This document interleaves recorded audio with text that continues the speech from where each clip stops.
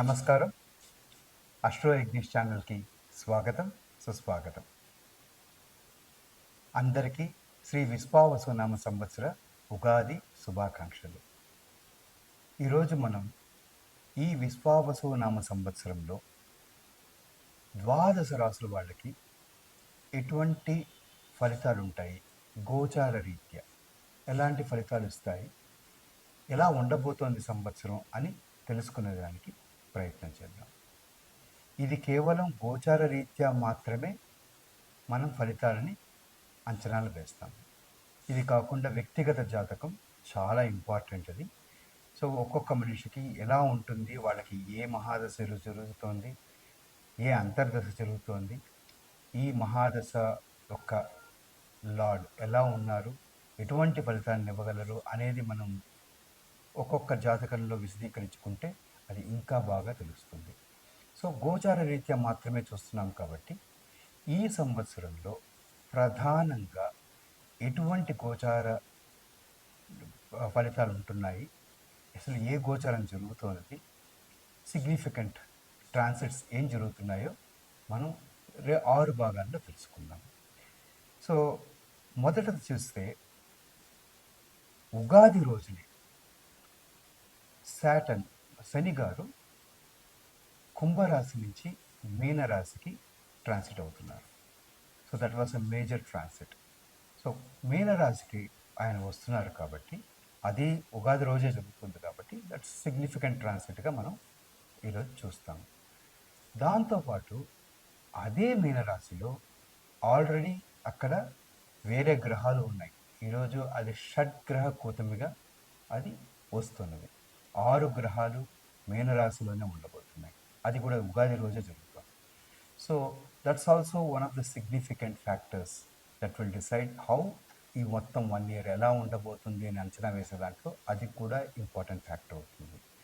ఈ రెండు కాకుండా మే మంత్కి వచ్చేసరికి గురుగ్రహం మళ్ళీ ట్రాన్సిట్ అవుతున్నారు. జనరల్గా మనం ఎప్పుడైనా గోచారం ఎలా ఉంటున్నాయి ఈ సంవత్సరం ఫలితాలు తీసుకునేటప్పుడు మేజర్ ప్లానెటరీ ట్రాన్సిట్స్ ఎలా ఉన్నాయో చూస్తాము.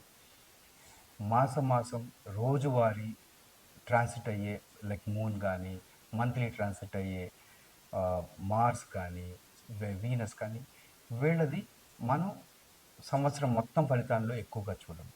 కానీ ఈసారి సాటర్న్ ట్రాన్సిట్ జరుగుతోంది, గురుగ్రహం ట్రాన్సిట్ జరుగుతోంది, అదేవిధంగా రాహుకేతు ట్రాన్సిట్ కూడా జరుగుతుంది. సో ఖచ్చితంగా అందరూ మేజర్ ప్లానెట్స్ ట్రాన్సిటరీ ఇంపాక్ట్ ఉంటుంది కాబట్టి ఇది ఖచ్చితంగా ఈ సంవత్సరం చాలా చేంజెస్ అందరికీ ఉండబోతున్నాయి.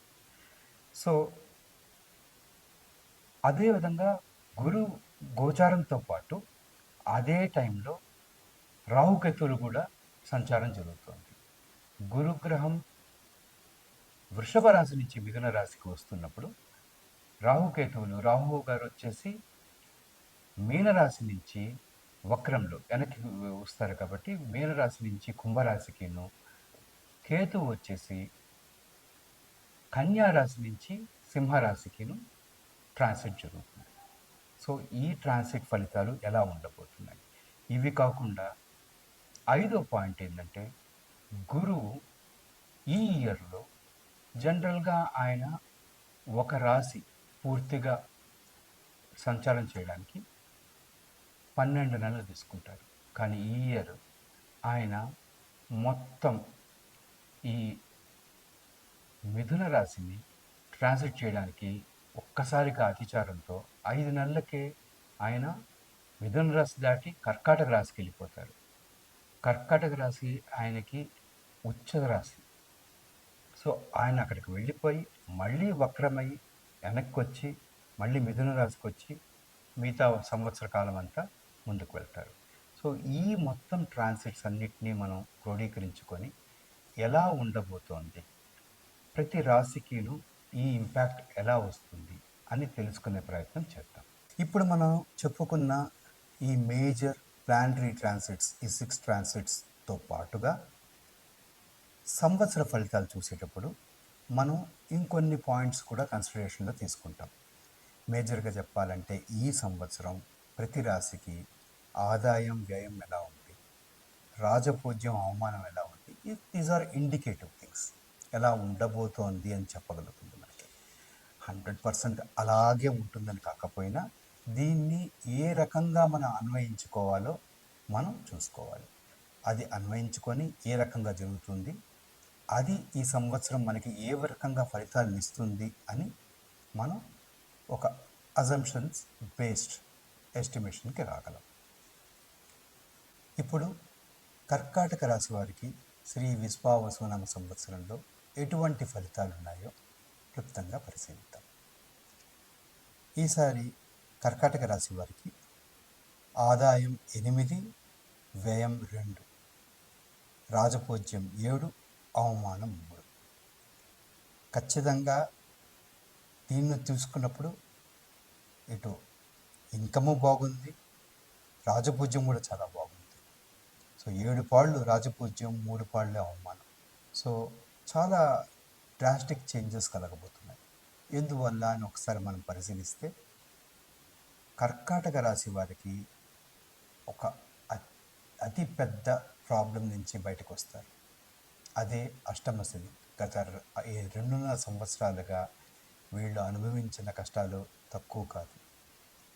ఏది అనుకున్నా కూడా జరిగిపోతుంది అనుకున్న వెంటనే అది దాదాపు చేతి దాకా వచ్చి మిస్ కావడము, లేకపోతే ఎన్ని కార్యాలు ఎన్ని రకమైన ప్రయత్నాలు తలపెట్టినా కూడా కార్యం ముందుకు వెళ్ళకపోవడము, అవమానాలు, ఇబ్బందులు, ఖర్చులు, ఆరోగ్య సమస్యలు, ఇటు ఎన్నో రకాల ఇబ్బందులు ఖచ్చితంగా వెంటాడుంటాయి. సో ఈ దోషం అష్టమ శని దోషం పోయి ఇప్పుడు భాగ్యస్థానానికి వస్తున్నారు కాబట్టి ఇది చాలా పెద్ద రిలీఫ్ కర్కాటక రాశి వారికి. ఈ సంవత్సరం వీరికి ఏకాదశం గురువు ఇప్పటిదాకా ఉన్నాయన ద్వాదశానికి రావడం మే మంత్లో జరుగుతుంది. ఇది కొద్దిగా ప్రతికూలమైన, ఇప్పుడు గత సంవత్సరం మీకు ఈ అష్టమ శని నుంచి కొంత కాపాడింది గురువు గారే. సో ఇప్పుడు ఆయన ద్వాదశానికి రావడం కొంత ఇబ్బంది కలిగించినా కూడా మిగతా గ్రహాలు కొంత పర్వాలేదు. సో ఈ నవమానికి వచ్చిన శని ఏ రకంగా మీకు మంచి చేస్తుందంటే మొదటి 1.5 నెల అద్భుతమైన రిజల్ట్స్ ఉంటాయి. మళ్ళీ జూపిటర్ ట్రాన్సిట్ వచ్చేంత వరకు అద్భుతమైన రిజల్ట్స్ ఉంటాయి. సో మీకు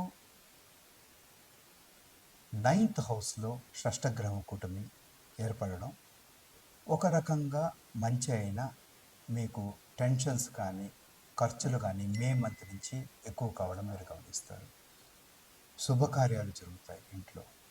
అదేవిధంగా మీకు ఇల్లు కట్టుకోవడం కానీ ఇటువంటి పెద్ద ఖర్చులు, మంచి ఖర్చులు జరుగుతాయి. ఖర్చులు వచ్చినా కూడా అది మంచి ఖర్చులుగా ఉంటాయి.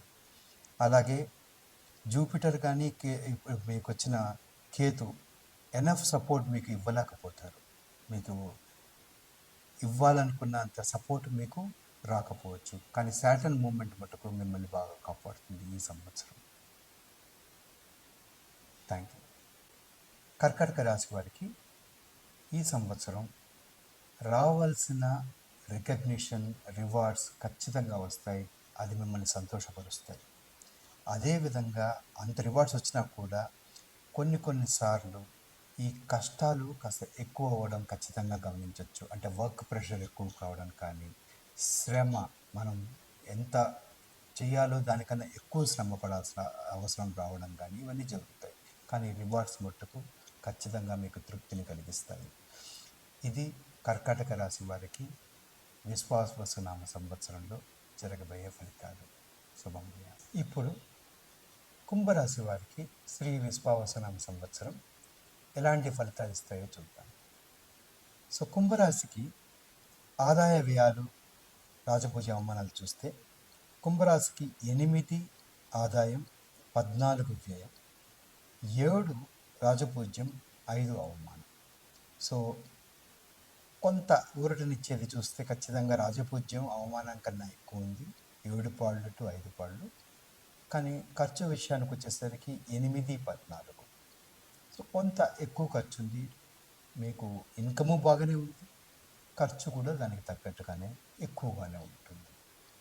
సో ఈ సంవత్సరం కుంభరాశి వారికి ఒక పెద్ద రిలీఫ్, కంప్లీట్ రిలీఫ్ కాకపోయినా ఖచ్చితంగా జన్మ శని అది దాటడం అనేది చాలా ఒక పెద్ద అచీవ్మెంట్. జన్మశనిలో ఎటువంటి ఇబ్బందులు ఈ 2.5 సంవత్సరాలు కుంభరాశి వాళ్ళు పడ్డారో వాళ్ళే చెప్పగలరు.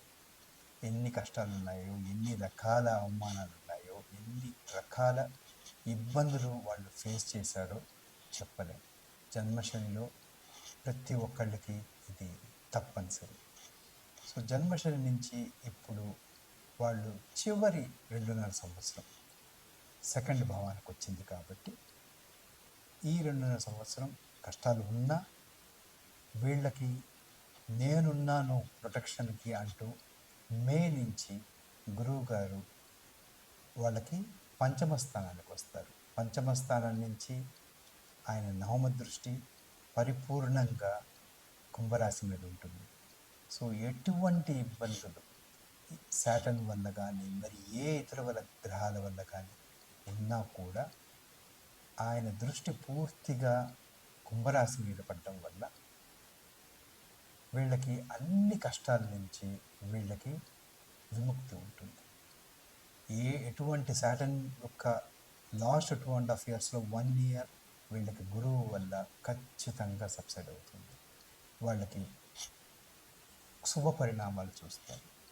ఒక రకంగా చెప్పాలంటే ఉగాది రోజు నుంచి మే ట్రాన్సిట్ వరకు ఒక యావరేజ్న 60-65% శుభం ఉన్నా కూడా మే ఎప్పుడైతే జూపిటర్ ట్రాన్సిట్ జరుగుతుందో, ఎప్పుడైతే ఆయన పంచమ స్థానానికి వస్తారో ఒక్కసారిగా వీళ్ళకి అన్ని రకాల శుభాలు వాళ్ళు ఎదురు చూడవచ్చు. హెల్త్ దగ్గర నుంచి, వాళ్ళ ఫైనాన్షియల్ ఇష్యూస్ దగ్గర నుంచి, అంతేకాకుండా వాళ్ళ రిలేషన్షిప్స్, ఫ్యామిలీ కానీ లేకుంటే ఫైనాన్షియల్ హార్డ్షిప్స్ కానీ ఇవన్నీ కూడా పక్కకి వెళ్ళిపోయి ఒక రకంగా చెప్పాలంటే 90% పాజిటివ్ రిజల్ట్స్ వీళ్ళు మే నుంచి స్టార్ట్ చేస్తారు, చూడడం మొదలు పెడతారు. అక్కడి నుంచి వీళ్ళకి అక్టోబర్ ఎప్పుడైతే ఆయన మళ్ళీ పంచమం దగ్గర నుంచి షష్టమానికి వెళ్ళిపోతారో గురువు, మళ్ళీ ఇబ్బందులు. ఇటు శాటర్న్ దగ్గర నుంచి ప్రాబ్లమ్స్ ఉంటాయి, ఇటు గురువు షష్టమ స్థానం నుంచి కూడా 2 రకాలుగా ప్రాబ్లమ్స్ స్టార్ట్ అయ్యి కొంత బిలో 50% మనం రిజల్ట్స్ చూడవచ్చు. కానీ ఆ తర్వాత మళ్ళీ ఆయన బ్యాక్ వచ్చేసిన తర్వాత అక్కడి నుంచి సంవత్సరం చివరి దాకా కూడా వీళ్ళకి శుభ పరిణామాలు యావరేజ్ కన్నా ఎక్కువగా అబోవ్ యావరేజ్గా ఈ సంవత్సరం ఖచ్చితంగా కురుస్తుంది. గత 2.5 సంవత్సరాలతో పోల్చుకుంటే ఈ సంవత్సరం ఖచ్చితంగా వాళ్ళకి చాలా పెద్ద రిలీఫ్ ఉంటుంది.